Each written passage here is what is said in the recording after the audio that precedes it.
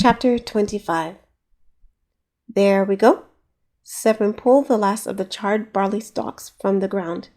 He crumbled it as much as he could and sprinkled the ashes on the earth. His father told him it would make the soil better, so now all he had to do was churn all this ash into the earth. Gladly, it was a cooler morning than it had been lately. The dawn mist settled over the field and lay a layer of dew over everything. If Sevrin hurried, he might be able to get all this done before the sun rose and heated the air to a late summer furnace. Leaning on his hoe, Sevrin looked to the castle in the middle of the city.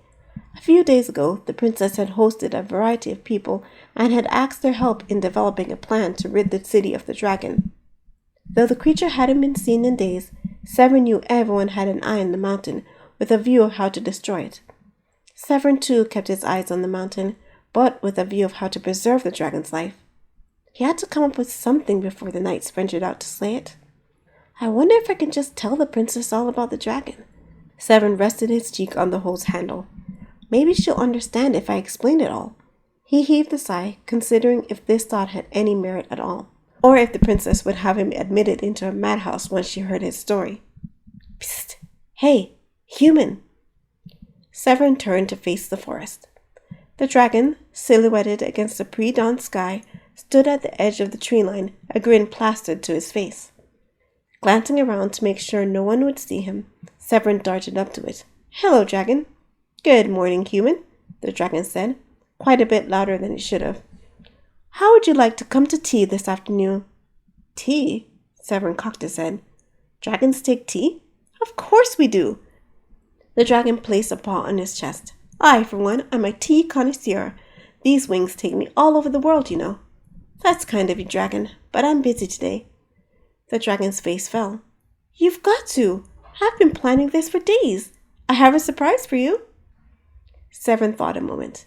"Is it the grain I asked you to gather?" "I'm not going to answer." The dragon stomped his foot, and Sevrin noticed something shiny on its back leg. "You'll spoil the surprise." "So, you haven't gotten the grain?"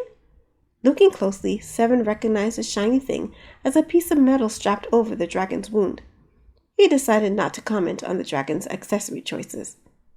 "I have it." The dragon rolled his eyes. "It's in my cave." "Why not bring it here?" "Because... surprise!" The dragon bounced on his toes. "I won't give you the grain unless you come to my cave for tea." Sevrin raised an eyebrow. He'd never seen the dragon so insistent before, or so eager. "This isn't a plot to lure me into your cave and eat me, is it?" The dragon recoiled so hard and fast, the leaves on the trees shook. "Are you mad? Me? Eating a human? How vile!" It suddenly retched. "The thought of it makes me nauseous." "I didn't mean to offend." "So will you come?" The dragon gave a grin. "Please?" Sevrin had to smile at its childish eagerness. For the first time it occurred to him this dragon may not have been a fully grown adult. "I'll have to hurry and finish my chores, but I suppose the errands I wanted to run today can wait until tomorrow." Master Knighton's request didn't seem too urgent.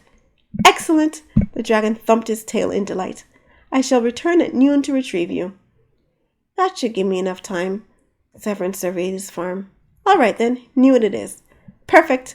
The dragon squealed. "You are going to love this surprise." "Hey, dragon," Sevrin said. The dragon turned to him. "I don't know if I've said this, but I'm glad I met you." Sevrin leaned on a tree. "Your misguided attempts to repay me were frustrating, but it was nice to get to know you. After all this is over, I hope I see you again, as long as you stay away from the city." "I'm glad I met you too." The dragon gave a toothy grin. "All the more reason to make sure your surprise is perfect." It swung around and disappeared into the trees.